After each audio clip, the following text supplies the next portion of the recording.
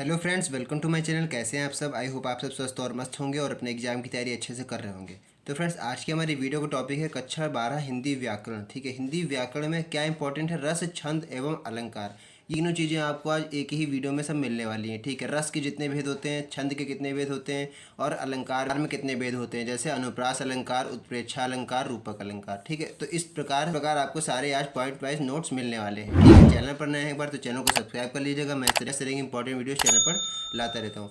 ठीक है, तो सबसे पहले अगर हम लोग बात कर लें रस। ठीक है, रस सबसे पहले आपके है रस, छंद एवं अलंकार।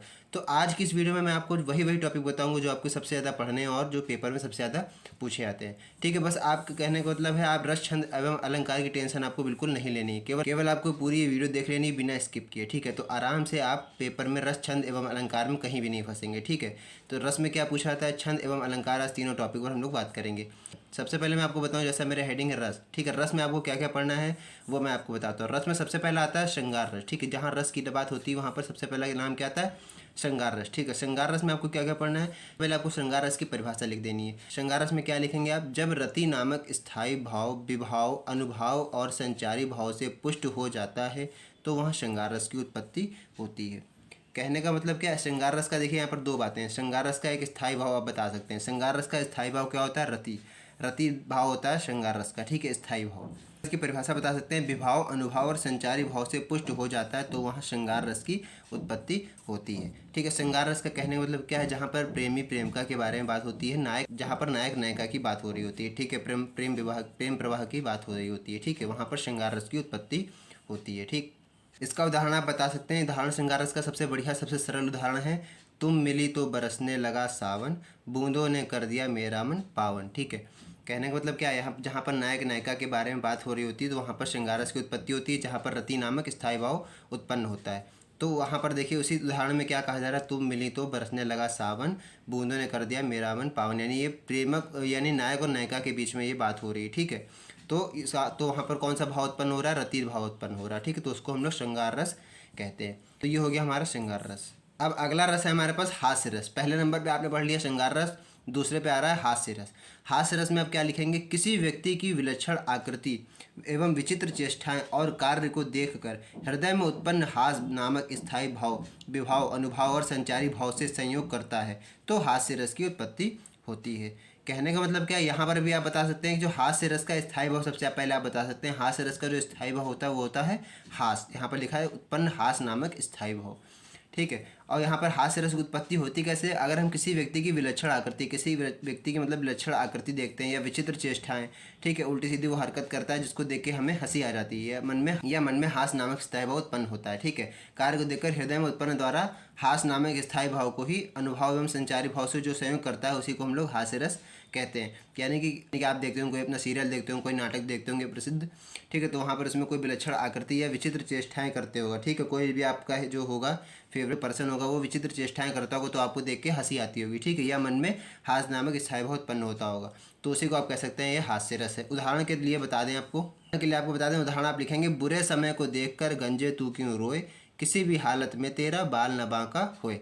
ठीक है, ये सबसे बढ़िया उदाहरण है हास्य रस का। ठीक है, बुरे समय को देखकर गंजे तू क्यों रोए। बुरे समय को देखकर कहा जा रहा है कि गंजे तुम क्यों रो रहे हो, किसी भी हालत में तुम्हारा बाल बांका नहीं हो सकता क्योंकि तुम्हारे सर पे तो बाल है ही नहीं। ठीक, तो ये एक हास्य रस का बढ़िया एग्जाम्पल हो सकता है। दूसरा एग्जाम्पल है वो भी आप बता सकते हैं, सिर पर गंगा हंसे, भुजनी में भुजंगा हंसे, दास ही को दंगा भयो नंगा के विवाह में। ठीक है, ये इस तरह से शंकर जी के विवाह के बारे में कहा गया, तो ये भी हास्य रस की उत्पत्ति हो रही है यहाँ पर। ठीक, अब हो गया हमारा श्रृंगार रस हो गया, हास्य रस हो गया। अब दूसरा एक और रस है वो भी इसको देख लेते हैं। तीसरा और सबसे इंपॉर्टेंट है करुण रस। ठीक है, ये पेपर में आपके ज़्यादातर पूछा जाता है, करुण रस और श्रृंगार रस, ये ज़्यादा आपसे पूछे आ सकते हैं, तो इसको अच्छी तरीके से तैयार कीजिएगा और हाँ साथ साथ में नोट भी करते चलिएगा क्योंकि आपको ये बार बार हर जगह नहीं मिलने वाले हैं। ठीक है, या तो आप इसका स्क्रीनशॉट लेके रख लीजिएगा ताकि आपको पेपर में रिवीजन करते समय इधर उधर ढूंढना ना पड़े। ठीक है, ज़्यादा बेहतर होगा आप लिख ही लीजिए साथ में। ठीक है, आपके अपने नोट्स बने रहेंगे, नहीं तो अगर आपको नोट्स नहीं बने तो मेरे चैनल से जुड़ जाइए, आपको सारे टॉपिक वाइज नोट्स मिलते रहेंगे। ठीक है, तीसरा है करुण रस। करुण रस में कह रहा है, जब शोक नामक स्थायी भाव विभाव, अनुभाव एवं संचारी भाव से पुष्ट हो जाता है तब करुण रस की उत्पत्ति होती है।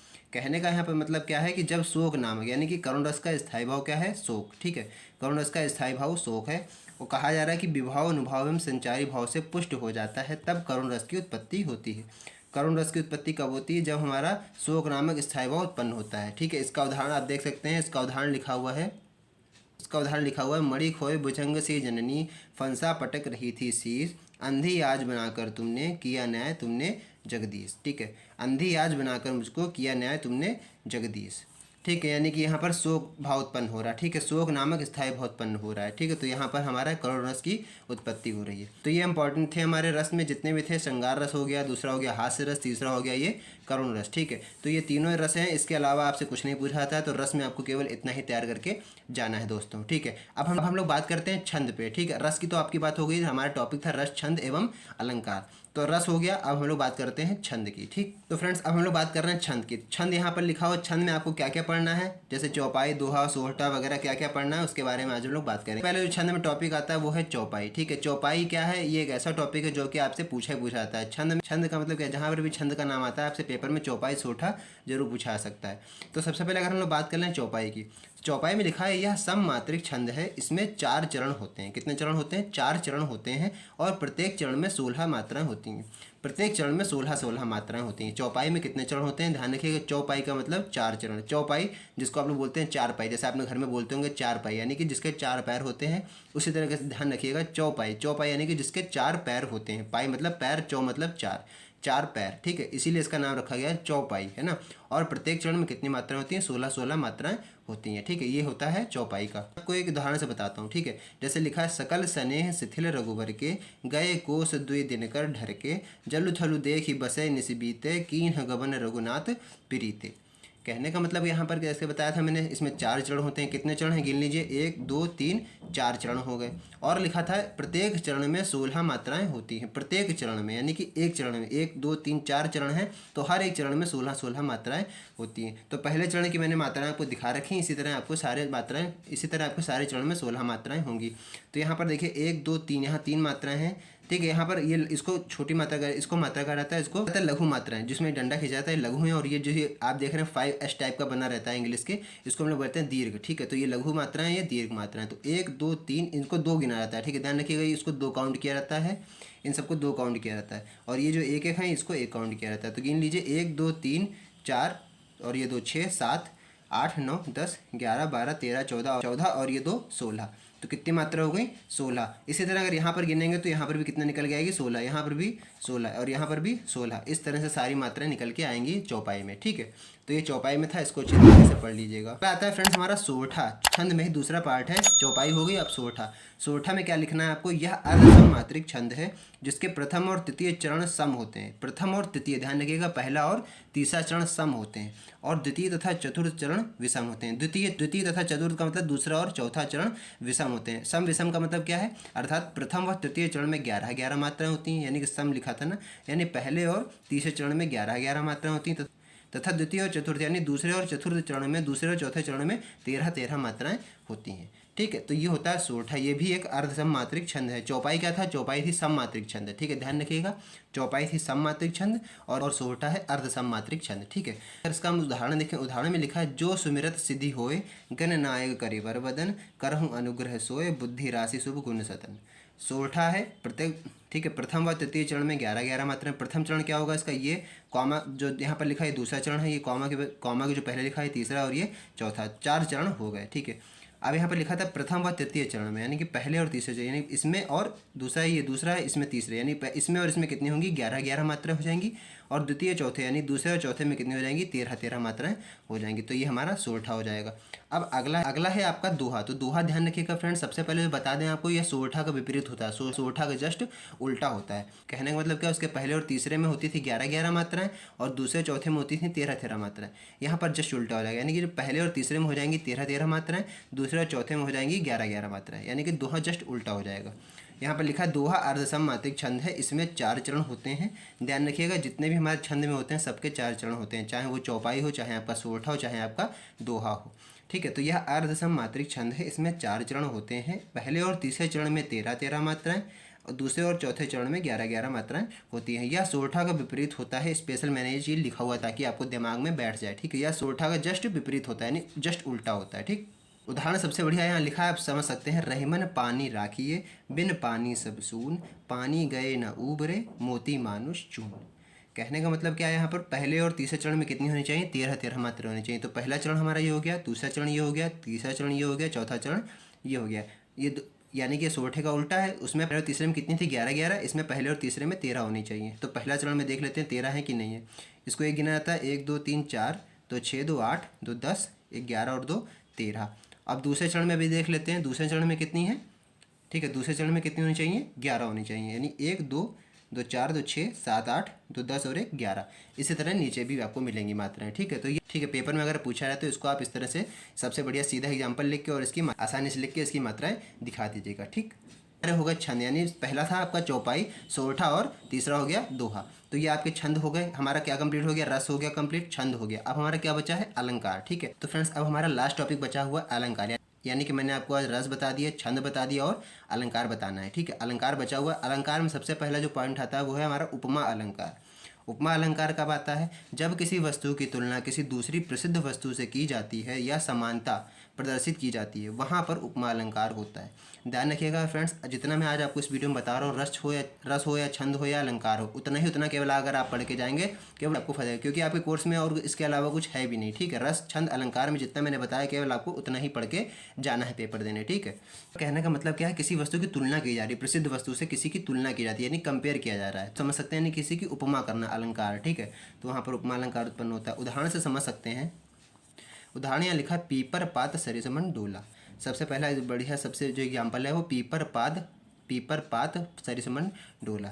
दूसरा यहाँ पर लिखा है, हरिपद कोमल कमल से। यहाँ पर उपमा की जा रही है, किसकी उपमा की जा रही है, हरिपद कोमल कमल से। कि यहाँ पर हरिपद यानी कि भगवान हरि के चरणों की तुलना किससे जा रही है, कमल से की जा रही है, ठीक है। कोमल मतलब इतने कोमल है भगवान हरि के चरण कि वो कोमल कमल से मुलायम है, ठीक है। हरिपद कोमल कमल से, तो यहाँ पर उपमा की जा रही है, इसलिए यहाँ पर उपमा अलंकार आएगा, ठीक। दूसरा है फ्रेंड्स हमारा उत्प्रेक्षा अलंकार। उत्प्रेक्षा अलंकार कब आता है, जहाँ उपमेय में उपमान की भिन्नता जानते हुए भी उपमेय में उपमान की संभावना की जाए, ठीक है, वहाँ उत्प्रेक्षा अलंकार होता है। इसमें मानु मानो जनु जानो आदि वाचक शब्द आते हैं। उपमेय में उपमान की भिन्नता जानते हुए भी उपमेय में उपमान की संभावना की जाए, जहाँ पर संभावना व्यक्त की जाए, ठीक है, उत्पन्न की जाए, वहाँ उत्प्रेक्षा अलंकार होता है, ठीक है। सबसे बढ़िया इसका एग्जाम्पल आप समझ सकते हैं, सोहत ओढ़े पीत पटु श्याम सलोने गात मनहु नीलमणि सहल पर आतप परयो प्रभात।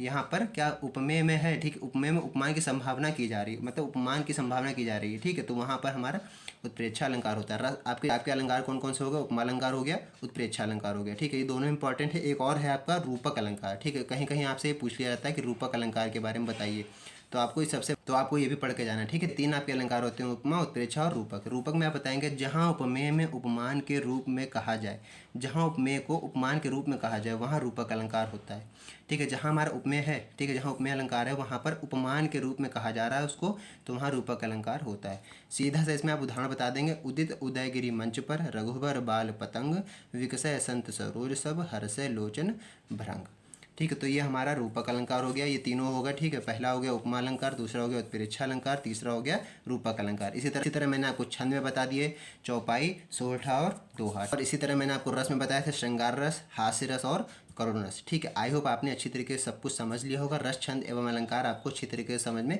आ गए होंगे। कॉपी पेन लेके बैठे हो तो उसको अच्छी तरीके से नोट भी कर लीजिएगा, ठीक है। तो फ्रेंड्स बस आज की इस इंपॉर्टेंट वीडियो में इतना ही था। आई होप आपको सब कुछ समझ में आ गया होगा। वीडियो अच्छी लगी तो वीडियो को लाइक कीजिएगा और इसको अपने फ्रेंड सर्कल में भी शेयर कीजिएगा, ताकि आपके फ्रेंड्स की भी हेल्प हो सके, ठीक है। वीडियो को चैनल पर नए हैं एक बार तो चैनल को सब्सक्राइब कर लीजिएगा, ताकि मैं इस तरह की जो भी नई वीडियो डालूँ उसका नोटिफिकेशन आपको सबसे पहले मिल सके। तो फ्रेंड्स बस आज की वीडियो में इतना ही, मिलते हैं नेक्स्ट वीडियो में, तब तक के लिए जय हिंद।